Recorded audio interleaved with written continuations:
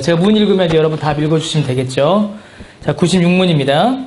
제2계명에서 하나님께서 원하시는 것은 무엇입니까?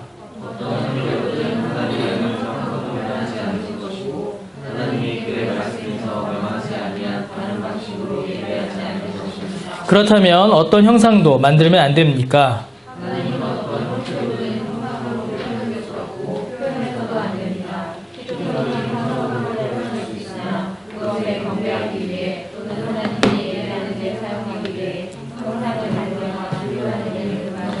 네, 그렇다면 교회에서는 평신도를 위한 책으로서 형상들을 허용해서도 안 됩니까?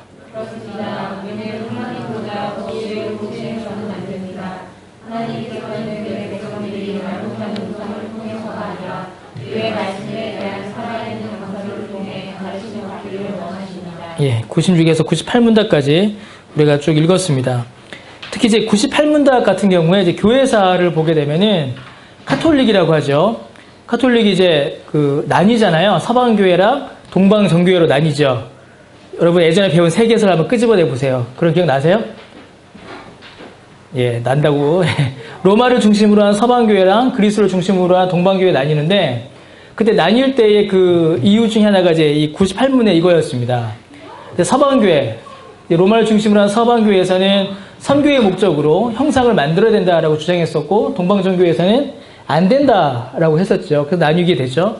이후에 동방정교회가 이 성상 문제로 계속 논쟁을 하다가 결국에는 동방정교회도 성상을 이제 허용하는 그런 입장을 취하게 됩니다. 이계명에 대한 내용을 우리가 쭉 읽었습니다. 이제 이계명에서는 96문에 보니까 두 가지를 하나님께서 우리에게 요구하신다라고 되어 있습니다. 첫 번째가 어떤 형태로도 하나님의 형상을 만들지 말라. 하나님의 형상을 만들면 안 된다라는 첫 번째 가르침이죠. 여기서 말하는 하나님은 성부 하나님만을 가리키는 게 아닙니다. 성부, 성자, 성령, 삼위일체 하나님 각 육격에 대한 형상을 만들어서는 안 된다라고 이렇게 가르치고 있고요. 두 번째로는 96문의 두 번째 거죠. 하나님께 드리는 예배는 오직 하나님께서 명하시고 정하신 방식대로만 드려야 한다라고 이렇게 두 가지를 우리에게 알려주고 있습니다. 이 우상에 대한 이야기는 1계명에서도 우리가 한번 살펴봤던 겁니다. 그래서 1계명과 2계명이 겹치는 게 아닌가. 그래서 이제 어디죠? 천주교에서는 1계명과 2계명을 어떻게 해요? 하나로 묶습니다. 그리고 나중에 밑에 10계명을 둘로 나눠요. 그래서 이웃의 아내를 탐하지 말라라는 거를 따로 분리를 해내고 이 2계명은 1계명으로 넣어버리죠. 그래서 1계명과 같은 게 아닌가라고 이제 많은 분들이 이야기를 합니다. 그런데 성경의 가르침을 보게 되면 이제 1계명과 2계명은 이제 분명한 차이점을 가지고 있습니다.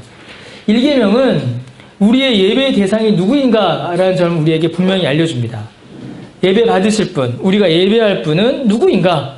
그분은 오직 하나님 한 분이시다라는 사실을 우리에게 강조하여 알려주고 있죠. 그러니까 우리가 누구에게 예배해야 하는가? 우리의 예배를 받으신 분이 누구신가?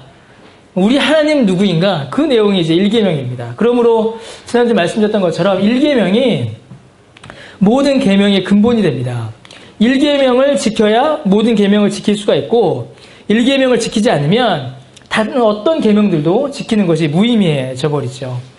2계명은 어떻게 될까요? 1계명이 예배의 대상에 대한 이야기라면 2계명은 예배의 방법에 대한 이야기입니다. 곧 1계명, 우리가 누구에게 예배해야 되는가? 오직 하나님에게만 예배해야 된다. 그러면 어떻게 예배할 것인가? 이게 이제 2계명의 말씀인 것이죠. 예배의 방식에 대한 교훈입니다. 이는 굉장히 중요합니다.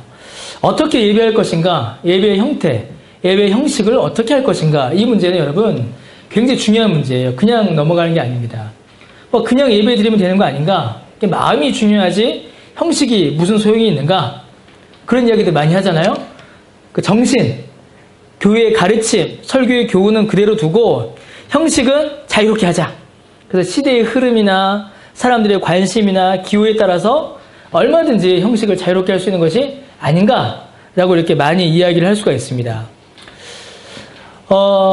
그러나 성경의 가르침을 쫓아보면은 이제 그렇지 않다라는 것을 우리가 좀 쉽게 알 수가 있어요. 제가 이제 예전에 어떤 교회가 있는데, 우리 교단교회라서 말하기가 참 어렵네요. 제가 이제 대학 때 다니던 교회인데, 그 교회는 이제 교회의 모든 어떤 그런 뭐랄까요? 그 힘이 그 찬양에 맞춰져 있습니다.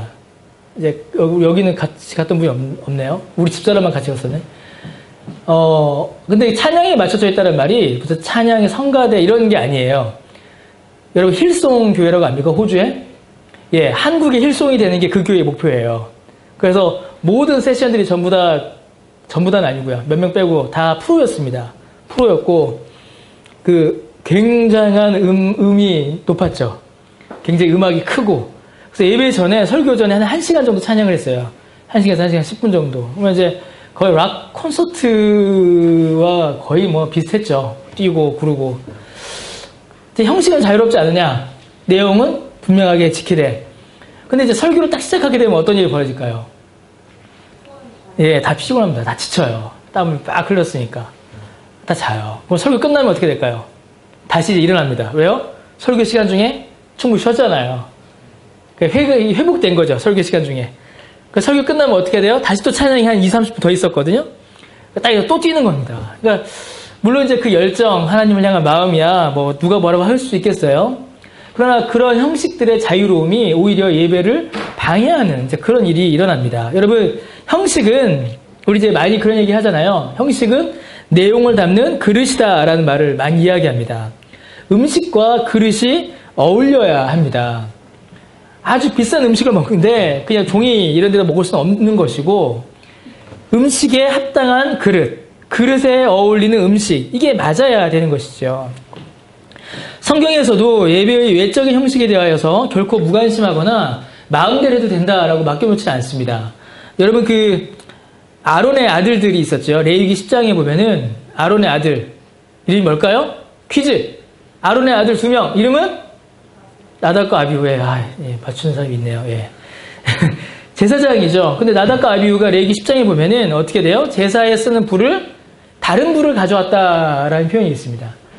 그러니까 원래는 이 제단이 번제대에 있는 불을 꺼트리면 안 되는데 이들이 꺼트린 거예요. 이 불을.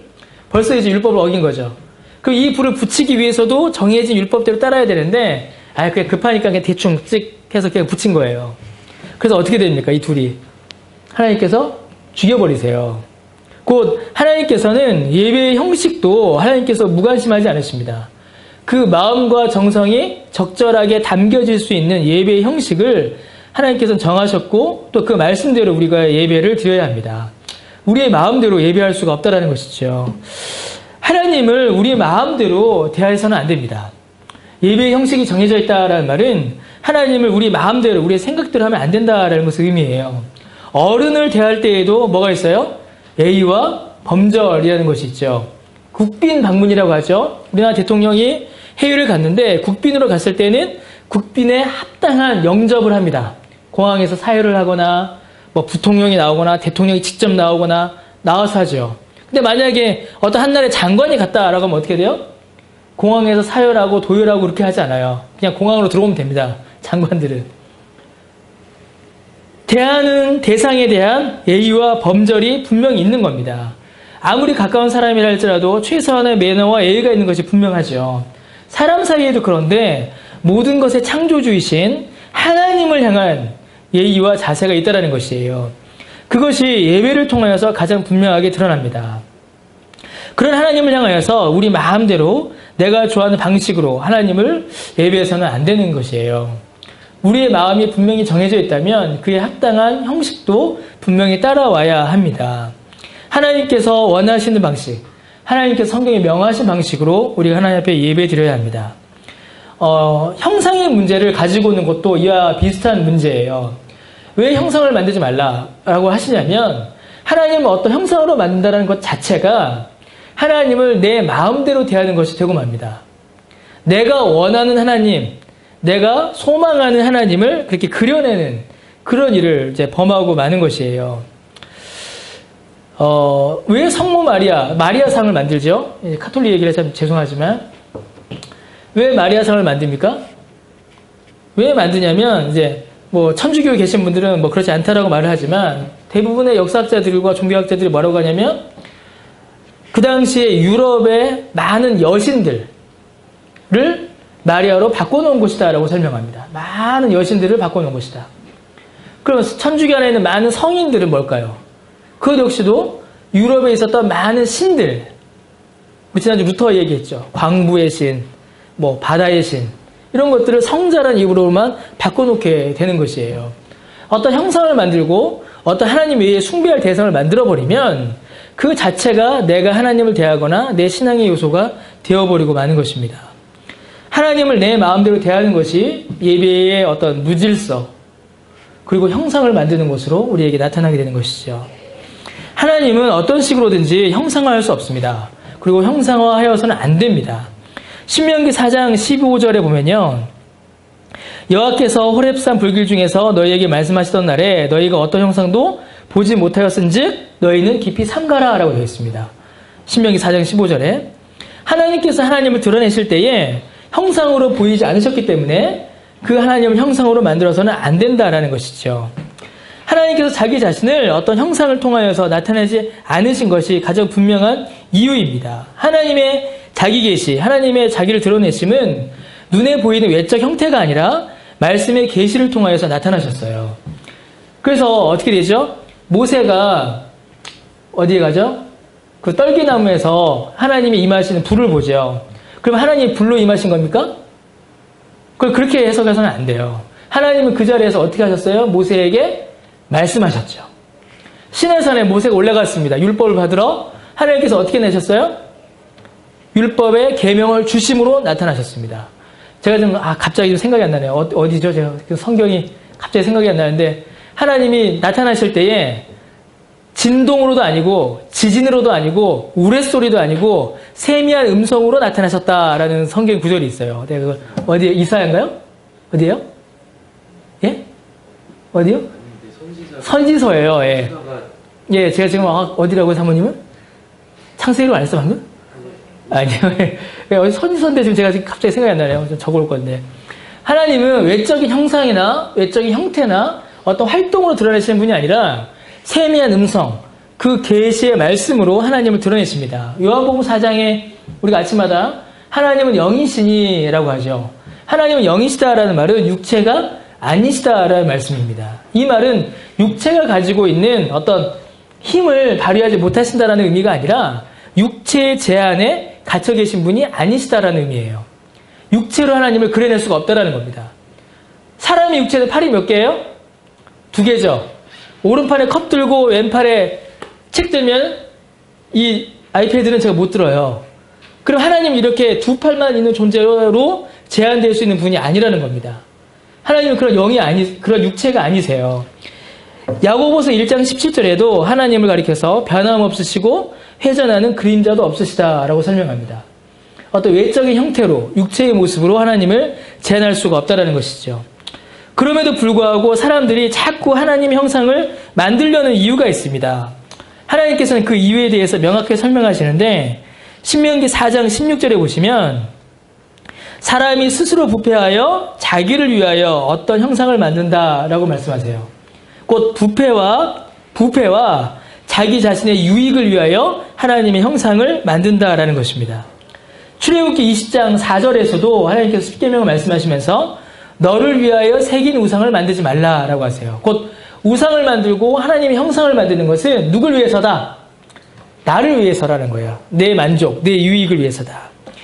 하나님을 형상화하는 것은 반드시 자신의 욕심을 투영시킵니다. 왜냐하면 우상이라는 것 자체가 사람의 욕망의 투영이기 때문에 그래요. 아침에 우리 말씀 중에 뭐라고 했어요? 저들의 신은 뭐다? 배요라는 말씀이 있었죠. 내가 하나님을 믿는 것이, 신을 믿는 것이, 내 신앙이 내 배를 채우는 것이라면 그런 신을 만들어내고 그런 신을 그려내는 겁니다. 금으로 왜 신상을 만들겠어요?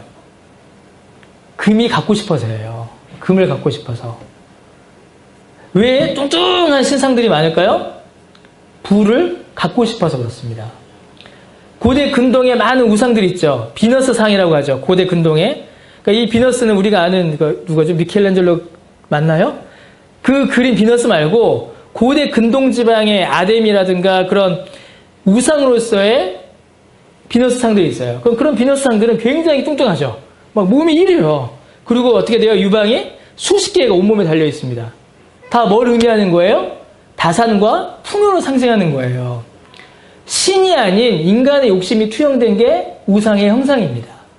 우리가 하나님의 형상을 만든다면 거기에도 분명히 그러한 인간의 욕심이 반영되고 투영될 수밖에 없어요. 가장 극명한 애가 이제 금송아지죠. 출애굽기 32장에 보면은 모세가 이제 하나님 앞에 율법을 받으러 간 사이에 사람들이 아론을 막 이렇게 해서 금을 모아서 금송아지를 만들죠. 그리고 나서 이 금송아지를 가리켜서 뭐라고 하냐면 출애굽기 32장 4절에 이스라엘아 이는 너희를 애굽 땅에서 인도하여 낸 너희의 신이다. 32장 5절에 내일은 여호와의 절일이다 라고 해놓고 출애굽기 32장 6절이 굉장히 중요한데 뭐라고 하냐면 이튿날에 그들이 일찍 일어나 번제 드리고 화목제 드리고 백성이 앉아서 먹고 마시며 일어나서 뛰놀더라 라고 이야기합니다. 곧 우상을 만들었어요. 이게 하나님이다. 황금으로 만들었습니다. 황금은 뭐죠? 부죠, 부. 그리고 송아지는 뭐예요? 그 당시에 소나 송아지는 굉장한 부나 힘, 능력을 상징하던 겁니다. 자기들이 원하는 게 그거라는 거예요. 예전처럼 경건히, 엄숙히 자신의 죄를 회개하는 그런 귀찮고 맘 아프게 하는 그런 예배 아니고 놀고 마시고 먹고 뛰어노는 종교 행위를 그들이 원한다는 것이죠. 너 죄 지었지? 이거 말고 그래 나 믿으면 내가 황금 부어줄게. 너희들 하나님 앞에 바쳐. 이거 말고 너희들 나 믿으면 내가 소처럼 일해서 너희들 부유하게 해줄게. 이런 신을 원한다는 겁니다. 그런데 이 금송아지가 이제 역사가 지난 후에 다시 한번 부활하죠. 언제 부활해요? 이스라엘이 남북으로 나뉘어질 때 부활합니다. 그래서 북이스라엘의 르호보암이 어떻게 돼요? 자꾸 사람들이 베들레헴으로 예루살렘으로 자꾸 이제 제사 드리러 가니까 성전으로 가니까 북이스라엘의 왕이 된 르호보암이 야 이제 가지마. 너희들 갔다가 안 오면 어떡해. 내가 여기다 만들어줄게 하면서 베델과 단에 성전을 만들어줍니다. 그리고 그 안에다 뭘 넣어요? 금송아지를 넣어버리죠. 왜 넣었어요? 순전히 자기의 정치적 이익, 정치적 유익을 달성하기 위하여서 그 우상을 만든 겁니다.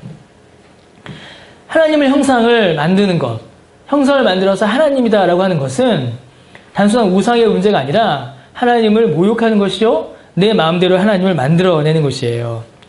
최근 들어서 많은 형상들, 예수님의 형상들에도 마찬가지로 이게 많은 형상들이 만들어지는데 이것도 인간의 종교적 목적이 많이 투영되어 있는 그런 이미지들입니다.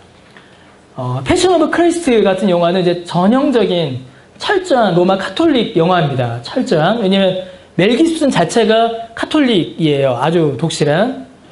그래서 패션 오브 크라이스트 같은 경우는 철저한 카톨릭 영화예요. 예수님이 고난을 받으시죠. 그런데 그 고난을 사실적으로 묘사함으로 예수님의 고난이 아니라 예수님의 고난을 더 강조한 거예요.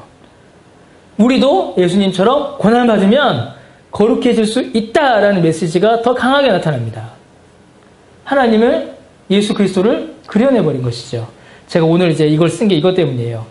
보통 우리가 생각하는 예수님에 대한 이미지가 잘생긴 백인 남자죠. 예. 잘생기지 않았나요? 예. 별론가요? 예. 하여튼 이런 백인 남자의 이미지를 우리가 많이 갖습니다. 왜 그럴까요? 사람들의 욕심이 이제 거기에 투영되는 거죠. 아, 백인 남자 뭔가 있을 것 같고 뭔가 잘할 것 같은 뭐 이 정도까지도 나와요. 자, 그런데 이런 캐리커처들은 사실은 여러분 굉장히 조심하셔서 보셔야 합니다. 아이들 이제 받는 선물이라든가 이런 것들은 이제 많이 주죠. 예수님이 이상하죠. 아기가 수염이 났어요. 이거는 예수님에 대한 이해를 오히려 더 흐려뜨리는 겁니다. 엉엉 예수님 이제 아무 데도 가지 마세요. 그래 약속할게. 이건 예수님과 우리의 관계가 아니죠. 이거는 남자친구와 여자친구의 관계입니다. 예수님은 이렇게 우리를 대하지 않으시죠. 왜 예수님 가긴 어디 가요? 이건 뭐죠? 귀엽죠. 이거는 복음을 쉽게 사람들에게 전하는 거 아닙니다. 복음을 왜곡하는 것이에요. 예수님은 심판하시고 구원하십니다. 그런데 이거는 아니죠. 십자가에 대한 그림입니다. 예수님이 십자가를 그렸다는 것도 그렇지만 저렇게 곱지 않으셨죠. 예수님이 십자가가.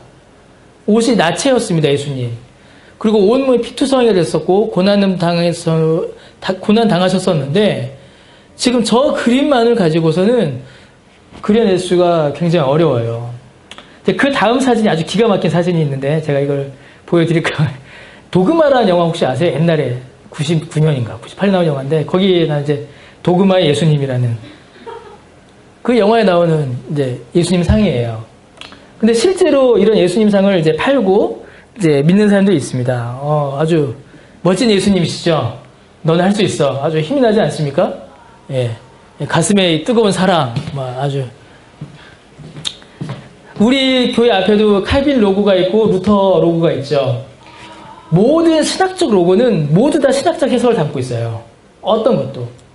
어떤 예수님을 원하는 겁니까? 그래, 너 할 수 있어. 저 최고야. 예, 이렇게 팝니다. 버디 크라이스트, 친구 예수님이라고.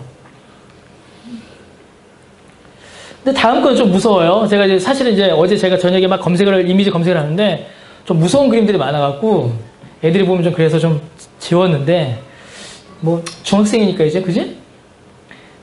이런 그림도 있습니다. 예수님과 마귀가 뭐 하는 거죠? 팔씨름하는. 이거는 예수님 아닙니다. 이거는 예수님에 대한 신성 모독이에요. 예수님은 마귀와 저렇게 팔씨름하시는 분이 아니십니다.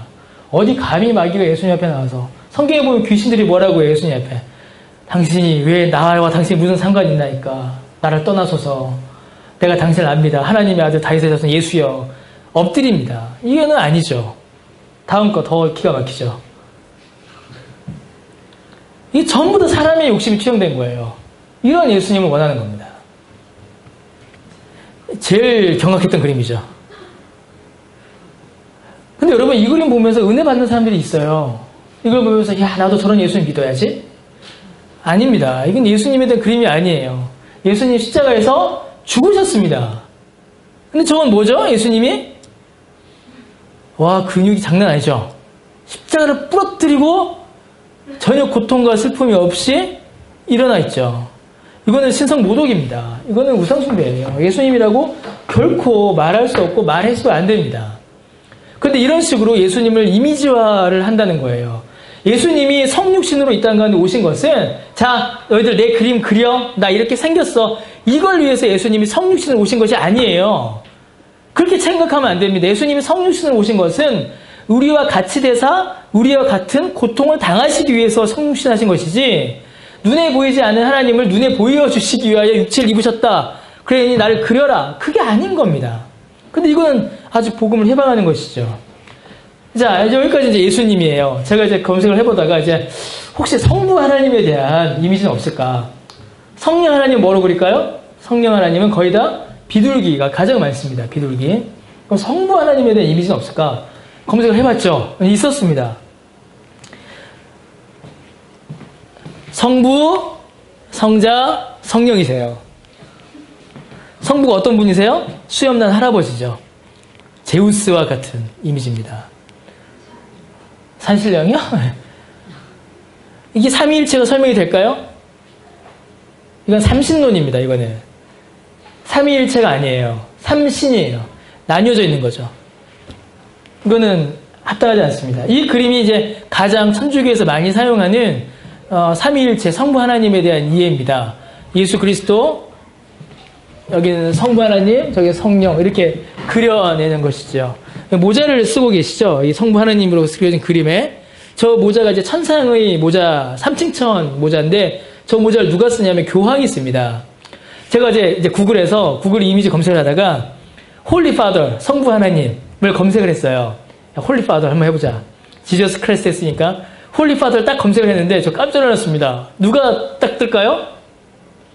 교황이 뜹니다. 교황이 홀리 파더인 거예요. 파더가 신부니까요. 네. 하여튼 이런 식으로 그림을 그려내게 되죠. 성부 하나님을 어떤 왕, 신, 어떤 그런 존재로 그려내게 됩니다. 이게 가장 많이 쓰이는 그림 중에 하나죠.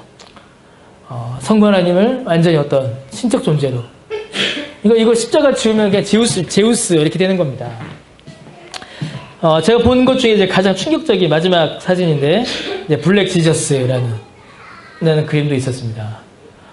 이제 이거 말고도 많았어요. 총을 들고 있는 예수님도 있었고, 뭐라고 하죠?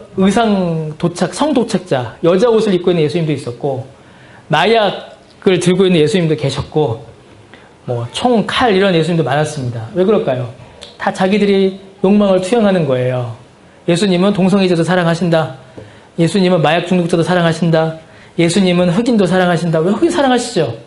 그러나 우리 그 묵상 거기에도 있었는데 예수님은 백인의 하나님도 아니고 흑인의 하나님도 아니고 미국인의 하나님도 아니고 유대인의 하나님도 아닙니다. 하나님은 자기 백성들의 하나님이세요. 온 우주를 다스리시는 온 우주의 하나님이십니다. 근데 이제 블랙 지저스, 흑인 예수님. 예수님이 흑인도 사랑하시죠, 분명히. 그러나 저런 식으로 흑인들만의 예수님이라고 그려내서는 안 됩니다. 그 자기의 욕망, 자기의 바라는 것을 투영하고 그것을 얻어내기 위하여서 예수님을 형상을 그려내거나 하나님의 형상을 그려내는 것들은 오히려 우상숭배이고 하나님을 바르게 섬기지 않는 잘못된 신앙의 형태로 나아가게 됩니다. 패션 오브 크리스트 아까 말씀드렸고 귀여운 이미지의 예수님 같은 경우에는 심판과 공의의 예수님을 결코 교훈할 수가 없게 돼요. 우상 숭배의 본질, 우상의 본질은 너를 위하여라는 말로 다 설명할 수가 있습니다. 사람의 만족을 위하고 그런 예수님의 형상을 그리고 하나님을 만들어내는 것은 분명히 잘못된 것이에요. 피조물을 형상화하는 것은 다음 거죠. 피조물을 형상화하는 것은 얼마든지 가능합니다. 얼마든지 할 수 있어요. 우리 97문의 가운데 보시면은 피조물은 형상으로 표현할 수 있다라고 되어 있죠. 피조물을 형상화하는 일은 얼마든지 가능합니다. 그래서 기독교인들은 미술을 하면 안 된다. 아니에요. 기독교인들은 미술을 얼마든지 할 수 있습니다. 예술을 얼마든지 할 수 있어요. 그러나 뭐가 붙어요? 97문의 마지막에 보니까 피조물을 형상으로 표현해 놓고서는 그것을 경배하거나 그것을 하나님께 예배하는 데 사용하면 그게 뭐가 되는 거예요? 우상숭배가 되는 겁니다. 그래서 이제 그런 것들을 안 하는 거죠. 뭐라고 하죠? 묵주. 사용하지 않는 것이죠. 염주. 불교에서 염주고 카톨릭에서 묵주라고 하죠. 어떤 묵주를 돌리면서 기도하게 되면 더 기도 응답을 잘 받는다거나 십자가를 붙잡고 기도하게 되면 하나님께서 내 기도에 더 잘 응답해 주신다거나 그런 식의 어떤 물건들을 사용하는 것, 그것도 우상숭배의 범주 안에 들어가게 되는 겁니다. 가장 우리가 쉽게 하는 실수 중에 하나가 뭐냐면 어떤 장소를 정하는 거예요. 성지. 내가 어디 갔더니만 기도가 잘 되고 어디 갔더니만 하나님을 만났다. 이런 이제 선교단체에서 이제 그런 이야기들을 많이 하죠. 하나님을 만나러 어디로 간다. 하나님 어디에 갔더니만 하나님을 더 특별히 만날 수 있었다. 그런 말들, 그런 표현들을 많이 사용들 하는 분들이 계십니다. 그러나 하나님은 모든 곳에 계신 하나님이세요. 그것 역시도 여기 있는 말과 같이 하나님께 예배하는 데 사용하기 위하여 어떤 형상을 만들고 사용하고 활용하는 그런 것과 같은 게 되고 마는 것입니다. 자, 98문을 좀 보죠. 계속 띄어놔도 여러분 방해 안 되죠? 저는 이제 다른 이야기긴 한데 저는 예전에 도그마라는 영화 천사 둘이 이제 천국에서 쫓겨나서 이 땅에서 뭐 돌아다니는 영화가 도그마라는 영화예요. 저는 이제 요거 봤을 때 충격을 잊을 수가 없습니다. 이거 봤을 때 이게 뭐지? 그래? 이 영화 보면 이제 하나님이 등장하세요. 성부 하나님이. 멜란스 모리셋인가요? 내가 이름 정확히 기억이 안 나는데 그때 당시 굉장히 유행했던 인기 있었던 백인 여자 가수예요. 락 가수가 하나님을 등장을 합니다. 덤블링을 하면서 막. 안타깝죠. 98문을 좀 보죠. 빨리. 은혜로운 그림들. 그렇다면 평신도 교육 교재로 가능하지 않은가? 평신도들에게 하나님을 좀 알려주기 위해서 이런 걸 좀 쓰는 건 어떤가라고 말할 수가 있습니다. 근데 98문의 답을 보면은 그렇습니다. 우리는 하나님보다 더 지혜로운 채에서는 안 됩니다. 라고 합니다. 하면 안 된다라는 것이죠. 하나님이 금하셨으니 하나님의 뜻에 순종하는 것이 옳다라는 말씀입니다. 그러면 여러분 제가 지금 오늘 막 프레젠테이션 쓰고 막 그랬잖아요. 이거는 어기는 걸까요? 어떻게 생각하세요? 어떤 전도사님 한 분이 저한테 와서 아주 진지하게 상담하셨어요. 어떤 상담이었냐면, 자기가 유치부 설교를 하는데, 이제 파워포인트를 사용을 한 겁니다. 그래서 막 얘기를 했는데, 어떤 신학교 동기가 자기한테 오더니만, 유치부 설교 때 파워포인트 쓰면 안 된다. 영상 보여주면 안 된다. 그러면서 로마서 10장 17절 말씀에 뭐였어요? 믿음은 들음에서 나고, 들음은 하나님의 말씀으로 인합니다. 그러면서, 야, 말씀을 들려줘야지, 왜 보여주냐? 보여주는 것 갖고는 하나님의 말씀을 이해할 수 없다! 그렇게 얘기를 했대요. 그럼 어떻게 생각하세요? 이 말씀을 들려준다는 말은 상당히 넓은 의미입니다. 특히 여기서 금하고 있는 것은 하나님의 형상이에요. 하나님의 형상. 예수 그리스도의 형상. 그 형상을 자기의 뜻을 반영하여 그려내는 것을 금하는 것이죠. 그러나 설교를 전하기 위해서, 말씀을 효과적으로 전하기 위해서 교부제, 어떤 시각 교재를 사용하는 것은 가능한 일입니다. 저는 솔직히 얘기하면 저는 잘 안 씁니다. 저는 이제 이런 걸 쓰는 이유가 1년에 한 두어 번밖에 저는 사용하지 않아요. 왜냐면 저 개인적으로는 이렇게 보여주는 것이 오히려 설교에 집중하기보다는 방해되기가 오히려 더 쉽게 하기 때문에 그래요. 그러나 오늘처럼 실제로 여러분들에게 보여드려야 할 때는 또 사용을 하게 되는 것이죠. 우리가 하나님의 형상을 그려내는 일에 대해서는 굉장히 조심해야 되지만, 하나님의 말씀을 효과적으로 전달하기 위해서 사용할 수 있는 방법들은 또한 사용할 수 있어야 합니다. 그러나 초점은 어디에 있어야 된다? 말씀에 있어야 된다는 거예요. 너무 막 화려한 PPT가 막 무슨 어디 기업체 프레젠테이션 하듯이 설교 시간에 막 그림 날라다니고 막 애니메이션 틀고 막 그렇게 되면 어떻게 될까요? 여러분, 우리의 마음이, 우리의 그 지혜가 그렇게 뛰어나지는 않습니다. 설교의 메시지보다는 그림만 기억에 남아요. 오늘도 아마 여러분 저녁에 가셔서 내가 오늘 오후에 뭐 들었지? 하고 눈을 감고 생각해 보세요. 그럼 이제 이것만 생각날 겁니다. 아마 이것만. 그거만 이거 팔씨름, 이런 것만 생각나요. 이 98문답에서 정말로 강조하고 있는 것은 하나님께서 그 백성들에게 복음을, 하나님의 말씀을 어떻게 교훈하시는가예요.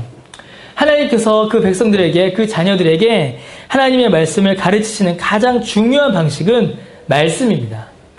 살아있는 하나님의 말씀, 그의 말씀에 대한 살아있는 강설, 설교를 통해서 가르침 받기를 원하신다라고 설명하죠.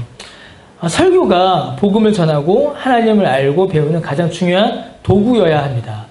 그래서 오늘날 기독교를 가르쳐서 설교가 사라진 시대, 설교가 기울어진 시대라고 많이, 프리칭 디클레이션이라는 표현을 쓰는데 제가 갑자기 생각이 나서, 설교가 쇠락한 시대라고 많이 이야기합니다.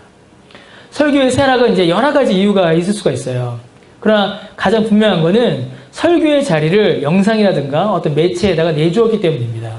그러나 그것은 하나님의 말씀을 바르게 전달하는 수단이 될 수가 없습니다. 모세도 하나님의 말씀을 말씀으로 가르쳤고, 예수님도 어떻게 하셨어요? 말씀으로 가르치셨죠. 설교로 가르치셨습니다. 바울도 설교로 가르쳤고, 베드로도 설교로 가르쳤습니다. 교회의 모든 역사를 통하여서 성경에 기록된 바를 쫓아보아도 하나님께서 그 백성들에게 하나님을 알려주시고 말씀을 교훈하신 방식은 설교였습니다. 설교를 우리가 더욱더 들어야 하겠죠. 한 가지만 좀 마무리하고 이제 정리하죠. 최근에 어떤 신학자가 쓴 글 중에 아주 중요한 논쟁을 일으켰던 글이 하나 있습니다. 어떤 글이냐면, 오늘날과 같은 설교가 교회 가운데, 교회 역사 가운데 나타난 것은 종교개혁 때다라고 말하는 분이 계세요. 종교개혁 어간에 설교를 강조하면서, 목사의 권을 강조하면서, 천주교에서는 사제가 성례를 행함으로 사제권을 강조하였는데, 종교개혁, 이 개신교에서는 목사권을 강조할 수 있는 수단이 없었다. 왜냐? 성례를 버렸으니까. 성례를 왜 버렸습니까? 개신교가. 세례와 성찬이 있는데. 하여튼 그분은 그래요. 성례를 버렸으니까 사제권, 목사권을 강조하기 위해서는 설교를 강화시켰다. 그래서 종교개혁 이후에 설교가, 오늘날 같은 설교가 강화되었다. 그래서 개신교나 천주교나 똑같다. 목사나 사제나 다들 지들 권리 주장하려고 그런 거다. 이렇게 글을 쓰신 분이 있어요. 뭐 이제 여러 가지 반론도 있고, 여러 가지 또 아주 틀린 말도 아니고, 그 안에 어느 정도 들을 말도 있는 게 사실입니다. 그러나 그분은 이제 사도행전을 좀 보셔야 되는 분이죠. 왜냐면 사도행전에 보면은 베드로가 설교합니다. 바울이 설교해요. 어떻게 설교합니까? 바울은 밤이 새도록 설교해서 졸다가 떨어져 죽는 사람도 생길 정도로 설교합니다. 지금의 설교는 오히려 그때의 설교에 비하면 훨씬 더 짧은 설교가 되는 거예요.